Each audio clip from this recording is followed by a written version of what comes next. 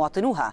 وأضاف أبو البراء في اتصال مع الجزيرة أن عدد المختطفين هو 41 وهم محتجزون في مكانين مختلفين، مشيرا إلى أن تدخل الجيش الجزائري يوم أمس أدى إلى إصابات في صفوف المختطفين اليابانيين والكوريين الجنوبيين.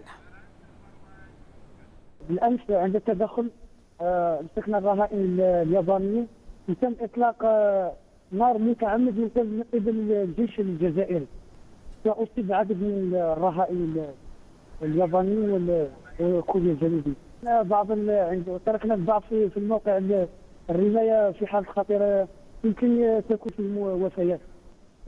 إذا انسحب الجيش الجزائري من هذا المكان، يعني نحاول فك هذا الطوق وتخلى عن سياسة التعنت. إن شاء الله بإذن الله نفتح المجال للتفاوض مع الدول الرهائن. وكانت مصادر الخاطفين قالت في وقت سابق إن قناصة من الجيش الجزائري أطلقوا النار على موقعهم وأصابوا 2 من الرهائن المحتجزين. وهدد الخاطفون بقتل أحد الرهائن البريطانيين إذا لم يوقف الجيش الجزائري هجومه على موقعهم خلال مهلة قصيرة.